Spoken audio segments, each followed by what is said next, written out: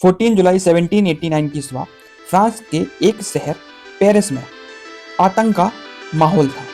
किसी ने अपने आप एक अफवाह उड़ा दी कि फ्रांस के राजा ने जनता को मारने के लिए गोली चलाने का आदेश दे दिया है और वह अपने सैनिकों को जनता के हाथों मरवाना चाहती है। तो ये जो खबर थी वह पेट्रोल में आग की तरह फैल गई और पूरे फ्रांस में फैलना शुरू हो गई। इस न्यूज़ को लेकर जनता में काफ़ी ज़्यादा डर का माहौल बना हुआ था और लोग यह सोचने लग रहे थे कि मरने से अच्छा है कि कुछ करके मरते हैं, ऐसे मरने से अच्छा है कुछ करके मरते हैं। तो फ्रांस की पब्लिक ने एक एसोसिएशन बनाया जिसमें लगभग 7,000 व्यक्ति और वुमेन्स ने पार्टिसिपेट किया और वे सब कहाँ इकट्ठे हो गए? टाउन हॉल के सामने। अब सभी लोग आपस में बात करने लगे कि अगर हमें राजा के सामने आगे खड़े होकर विद्रोह करना है तो उसके लिए उन्हें वेपन की जरूरत पड़ेगी। तो कुछ लोगों ने कहा कि क्यों ना हम गवर्नमेंट ऑफिस में रखे वेपन को लूट लेते हैं और लोगों ने यही किया। पहले तो लोगों ने ग्रुप फॉर्म किया और सामने वाली जेल में तोड़फोड़ की जिसमें उन्हें भारी गोलाबारी मिलने की संभावना थी और जो जेल का कमांडर था उसको भी इन्होंने क्या किया, मार दिया। और वहां पर उस जेल में जो वेपन थे उसके साथ साथ जो कैदी थे उनको भी उन्होंने क्या किया, छुड़ा लिया। लेकिन दोस्तों बात यह थी कि उस जेल में केवल 7 ही कैदी थे। ने मिलकर बेस्टाइल फोर्ट को गिरा दिया और साथ में उस किले की कीमती वस्तुओं को बाजार में जाकर उन्होंने क्या किया, बेच दिया। अब जो इन वस्तुओं को खरीद रहे थे वो इसलिए खरीद रहे थे क्योंकि इनको अपनी मेमोरी में बनाए रखना था। तो दोस्तों ऐसा नहीं था कि इस घटना के बाद और कोई घटना देखने को नहीं मिली, बल्कि ऐसी कई सारी घटनाएं पेरिस और इसके आसपास के गांव में हमें देखने को मिली हैं और कई सारी लड़ाइयाँ भी हुई हैं, जिसका रिजल्ट यह रहा है कि जो पब्लिक थी उसको अपनी बेसिक रिक्वायरमेंट पूरा करने का विरोध करना पड़ा था। और बाद में क्या होता है, जो फ्रांस का राजा होता है उसको गिलोटिन से उसका सिर कलम कर दिया जाता है।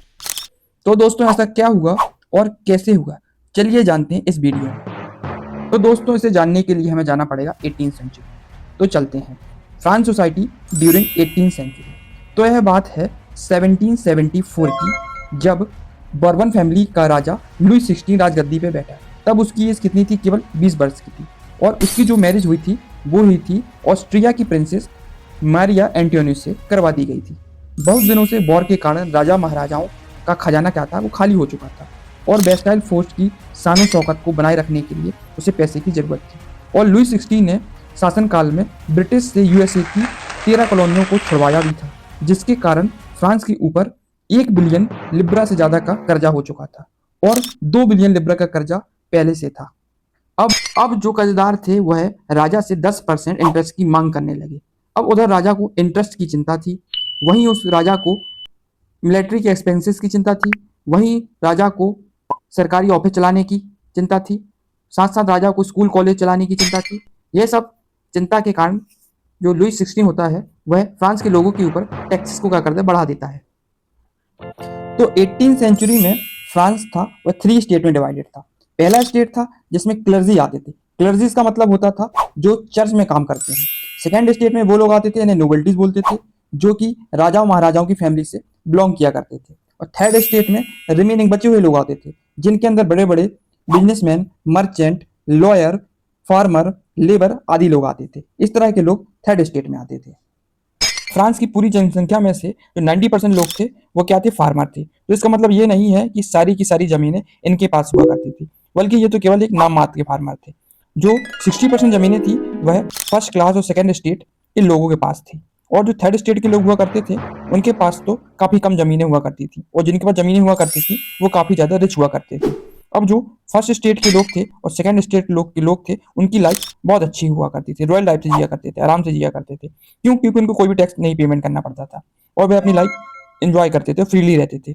और दूसरी तरफ जो थर्ड स्टेट के लोग थे वह सारे के सारे टैक्स भरते थे। जैसे कि जो चर्च में दिए जाने वाला टैक्स था उसे हम बोलते थे तिथ, जो कि फसल का 10वां हिस्सा हुआ करता था, उसे हम धार्मिक टैक्स भी कहते थे। और जो डेली रिक्वायरमेंट की चीजें थी उन पर भी टैक्स लगा दिया था, जैसे कि हो गया सॉल्ट, टबैको। तो इस प्रकार राजा ने अपने महल के खर्च जनता पर थोप दिए थे और राजा ने उसे जबरदस्ती टैक्स वसूलने लगा था। और उसे भरते कौन थे? उसे भरते थे केवल कौन से? थर्ड स्टेट के।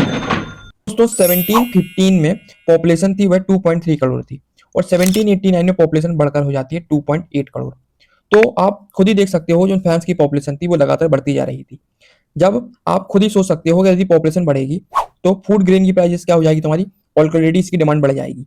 बट क्योंकि जो फसल का प्रोडक्शन था वह फिक्स था, तो जितने भी फ्रांस के लोग थे वो क्या होते हैं, भूखे मरने लग जाते हैं और खाने के लिए स्ट्रगल करना पड़ता है, जिसके चलते पूरे फ्रांस में महंगाई बढ़ जाती है और जिससे गरीब और गरीब हो जाता है और अमीर हो जाता है। ऐसा नहीं था कि लोगों ने इसके विरोध में रिवोल्ट नहीं किया, बल्कि काफी बड़ा रिवोल्ट किया था, लेकिन इसका कोई इफेक्ट नहीं पड़ा था। क्यों नहीं इफेक्ट पड़ा था? क्योंकि यहाँ के ज्यादातर लोग थे वो एजुकेटेड नहीं थे और साथ साथ उनके पास पैसा नहीं था। अब तो ऐसे ही उनकी बात सुनने वाला कोई नहीं था। अब जैसे जैसे समय बीता आगे बढ़ता जा रहा था, लोगों की इनकम भी क्या हो रही थी, इंक्रीज होती जा रही थी। लोग एजुकेटेड होते जा रहे थे और साथ साथ क्या हो रहा था, नए नए आइडियाज भी आते जा रहे थे। तो जो लोग थे उन्हें रियलाइज होना स्टार्ट हो जाता है कि उनके साथ कुछ ना कुछ गलत हो रहा है। अब जो एजुकेटेड लोग थे उनका मानना था कि लोगों का अधिकार उनके जन्म से नहीं बल्कि उनकी सोसाइटी की योग्यता से आधार पर होना चाहिए। ऐसे ही दो फिलोसफर थे जो जिनमें से पहले थे इनका नाम था जॉन लॉक्स और दूसरे थे जिनका नाम था जीन जैक ट्रोसिक्यू। इनका भी यही मानना था कि एक ऐसी सोसाइटी हो जहां सबके लिए फ्रीडम बराबर हो और सारे के सारे कानून सबके लिए बराबर होने चाहिए और गवर्नमेंट ऐसी होनी चाहिए जो कि पीपल की बात सुने। और इसके ऊपर एक और फिलोसफर थे जिनका नाम था जॉन लॉक। इन्होंने अपनी किताब ट्रू ट्रिटी ऑफ गवर्नमेंट में मोनार्की गवर्नमेंट को जबरदस्त विरोध किया है। अब टैक्स तो पहले से ही बढ़े हुए थे और महंगाई भी बढ़ती जा रही थी और लोगों को खाने तक नसीब नहीं हो पा रहा था। फिर क्या होता है दोस्तों, पीपल ने क्या किया, राजा को ऊपर भड़क गए और यहीं से शुरुआत होती है किसकी, फ्रेंच रेवोल्यूशन। तो दोस्तों आप सभी को पता ही चल गया होगा कि लुइस 16 था उसका खजाना खाली हो चुका था और कर्जदारों की क्या हुई थी, मांग बढ़ती जा रही थी और उसको चुकाने के लिए राजा ने जनता के ऊपर टैक्स बढ़ा दिया था। अब आपको पता है कि जो एंशियंट मोनार्की सिस्टम के अनुसार कोई भी राजा अपनी मर्जी से टैक्स नहीं बढ़ा सकता है। इसके लिए उसे ई स्टेट जनरल की मीटिंग बुलाकर नए टैक्सर के प्रपोजल पर मंजूरी लेनी पड़ेगी। तो दोस्तों आपको पता है कि जो ई स्टेट जनरल क्या होता है, तो ई स्टेट जनरल एक ऐसी पॉलिटिकल बॉडी होती है जिसमें तीनों स्टेट के अपने अपने रिप्रेजेंटेटिव भेजे जाते हैं, लेकिन ये राजा ही तय करता है कि मीटिंग कब बुलाई जाएगी। तो इसकी जो लास्ट मीटिंग हुई थी वह 1614 में बुलाई गई थी, लेकिन इसके बाद लुइस 16 ने 5 मई 1789 को नई टैक्सेस बढ़ाने के लिए मीटिंग बुलाई। अब जिसमें फर्स्ट स्टेट और सेकेंड स्टेट था इसके पास 300 रिप्रेजेंटेटिव थे और जो थर्ड स्टेट था इसके पास 600 रिप्रेजेंटेटिव थे। इसमें जो आर्टिसियन थे और प्लेजेंट थे उनको अंदर आने की परमिशन नहीं थी, तो उन्होंने 4000 पत्रों में अपनी शिकायतें और मांगे लिखकर असेंबली में भेज दी। लेकिन असेंबली के अकॉर्डिंग हर एक स्टेट को केवल एक ही वोट देने का अधिकार था। अब की बार क्या हुआ कि जो थर्ड स्टेट के लोग थे उन्हें यह मंजूर नहीं था कि वह चाहते थे कि पूरी की पूरी असेंबली वोटिंग करे, केवल 3 वोट पर फैसला नहीं होना चाहिए। लेकिन जो लुइस 16 था उसने यह ऑफर मंजूर नहीं किया। इसके बाद राजा ने इस ऑफर को ठुकरा दिया, जिसके बाद जो थर्ड स्टेट के लोग थे वे असेंबली से बाहर चले गए और सभी लोगों ने 20 जून को वर्साइल के इंडोर टेनिस कोर्ट में जमा हुए और सब लोगों ने मिलकर यह डिसाइड किया कि जब तक हम ऐसे कॉन्स्टिट्यूशन नहीं बना लेते हैं जिसमें राजा की पावर कम हो, तब तक हम लोग स्ट्रगल करते रहेंगे और राजा के खिलाफ विद्रोह करते रहेंगे। कुछ दिनों बाद उन्होंने अपने आप को नेशनल असेंबली का कर दिया, घोषित कर लिया। तो उस नेशनल असेंबली के 2 लीडर थे। जो पहले थे उसका नाम था मीराबाऊ और दूसरे का नाम था एबी सीएस। तो इन दोनों ने असेंबली को आगे बढ़ाया और दूसरी तरफ फ्रांस में कड़ाके की ठंड पड़ रही थी, जिस कारण से जो फ्रांस की अधिकांश फसल थी वो क्या हो चुकी थी, बर्बाद हो चुकी थी, जिस कारण लोगों में क्या हो गई थी, भुखमरी बढ़ती जा रही थी और जो औरतें थी उन्हें खाने पीने के लिए दुकानों को उन्होंने लूट लिया था। यह देखकर राजा ने सेना को आदेश दे दिया और सेना ने शहर में प्रवेश कर गई, जिससे लोगों में हड़कंप मच गई। फिर क्या था, जो लोग थे उनकी भीड़ ने 14 जून को बेस्टाइल फोर्ट पर धावा बोल दिया, क्योंकि गांव-गांव में अफवाह फैल गई थी कि राजा ने किसानों की फसलों को बर्बाद करने के लिए बाहर से कुछ लोगों को बुलाया है।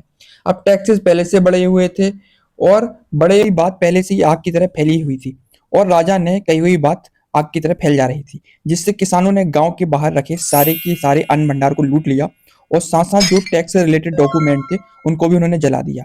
आखिर बाद में राजा ने हार मान ली और नेशनल असेंबली को मान्यता दे दी गई। तो दोस्तों आपको बता दें कि नेशनल असेंबली क्या चाहती थी कि राजा की पावर को कम कर दिया जाए। तो फाइनली 4 अगस्त 1789 की रात को नेशनल असेंबली ने एक ऑर्डर पास किया जिसमें लिखा था कि जो फर्स्ट स्टेट के लोग थे उन्हें कहा गया कि आप चर्च के नाम पर जो जमीनें लिए हुए हैं उसे वापस कर दें, और जो चर्च को फायदा हुआ करता था, 10वां हिस्सा हुआ करता था किसका, टैक्स के रूप में दिया गया था, यानी कि जो धार्मिक टैक्स था उसको भी क्या कर दिया, बंद कर दिया गया। अब जिससे फायदा क्या होता है कि गवर्नमेंट को डायरेक्ट 2 बिलियन लिब्रा का फायदा देखने को मिलता है। अब धीरे धीरे क्या होता है कि जो नेशनल असेंबली थी वह 1791 में जाके उसका नया कॉन्स्टिट्यूशन तैयार किया गया। अब जिसमें राजा की पावर को क्या कर दिया, लिमिटेड कर दिया गया, और साथ में गवर्नमेंट को 3 हिस्सों में बांट दिया गया। पहली थी लेजिस्लेटिव, दूसरी थी एग्जीक्यूटिव, तीसरी थी जुडिशरी। अब लेजिस्लेटिव वो लोग थे जो कानून बनाते थे, एग्जीक्यूटिव वो लोग थे जो कानून बने हैं उनको फॉलो हो रहे हैं या नहीं हो रहे हैं इसको पालन कराते थे, और तीसरे थे जुडिशरी, वो लोग थे जो रूल को फॉलो ना करे तो उन्हें पनिश कर कौन करेगा, तो जुडिशरी करेगी। अब तो अब देखते हैं कि 1791 में जो कॉन्स्टिट्यूशन बना था वो कैसा था। उस समय जो फ्रांस की पॉपुलेशन थी वह 20 मिलियन थी, उसमें से भी जो 4 मिलियन लोग थे वही क्या कर सकते थे, वोट डाल सकते थे, जिन्हें फ्रांस के लोग एक्टिव सिटीजन कहते थे। इनमें वे लोग आते थे जो मेल हो और 25 साल के ऊपर हों, और साथ में गवर्नमेंट को टैक्स भी भरते हों। और जो 3 मिलियन लोग थे वे ऐसे लोग थे जिन्हें पैसिव सिटीजन कहा जाता था, जिन्हें वोट डालने का अधिकार नहीं था, जैसे कि बच्चे, वुमेन्स, और वो लोग आते थे जिनकी एज 25 साल से कम थी और गवर्नमेंट को टैक्स भी नहीं पेमेंट किया करते थे।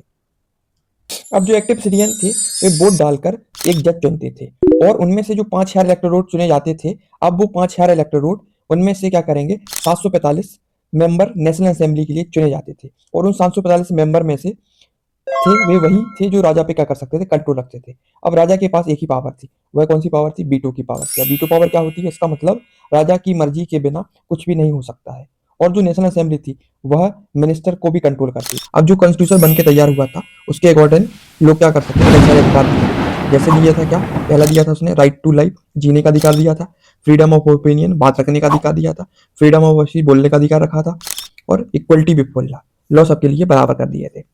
अब राजा ने हाँ तो कर दिया था कॉन्स्टिट्यूशन मानने के लिए, पर वास्तव में वह नहीं चाहता था कि उसकी पावर कम हो। उसने अपने आसपास के राजाओं से मिलकर कुछ सीक्रेट प्लान किए, लेकिन आसपास के राजा कुछ कर पाते उससे पहले ही नेशनल असेंबली ने 1789 में प्रूसिया और ऑस्ट्रिया के अगेंस्ट में वॉर डिक्लेयर किया।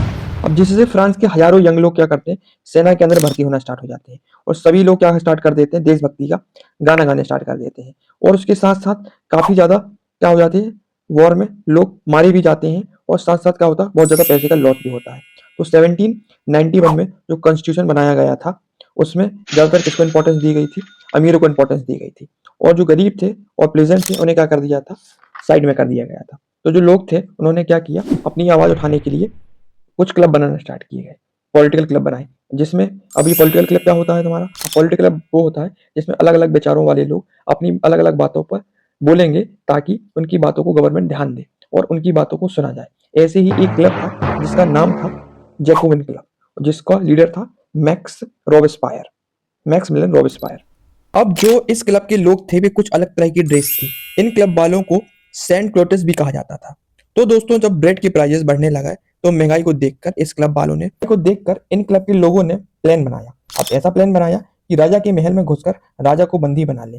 तो इन क्लब वालों ने यही किया। उन्होंने क्या किया कि 10 अगस्त को महल में धावा बोल दिया जिसमें राजा के कई सैनिक को मार दिया। बाद में राजा और राजा की फैमिली को, उनके मेंबर्स को, फैमिली मेंबर्स को जेल में डाल दिया गया और फिर नेशनल असेंबली में वोटिंग कराई गई। फाइनली 21 सितंबर 1792 को राजाशाही सिस्टम को समाप्त कर दिया गया, यानी मोनार्की सिस्टम को समाप्त कर दिया गया और एक नए रिपब्लिक सिस्टम को क्या किया गया, इंट्रोड्यूस किया गया। मींस यहाँ पे वोटिंग सिस्टम क्या हो जाता है, स्टार्ट हो जाता है, वोटिंग डालने का सिलसिला शुरू हो जाता है। अब जो फ्रांस था वह एक क्या रिपब्लिक कंट्री बन चुका था और लुई 16 था, उसे राजद्रोह के इल्जाम में मौत की सजा सुनाई गई। फाइनली 21 जनवरी 1793 को डी ला कॉनकोर्ड पर में राजा को जिलेटिन से सर काटकर मार दिया गया और सबको वोटिंग डालने का अधिकार मिला।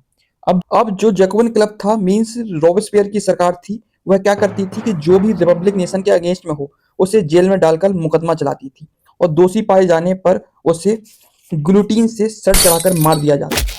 पर जो जैकोबिन क्लब था उसने एक अच्छा काम किया था। अच्छा काम क्या था, उसने एबोलिश ऑफ स्लेवरी को क्या कर दिया था, खत्म कर दिया था।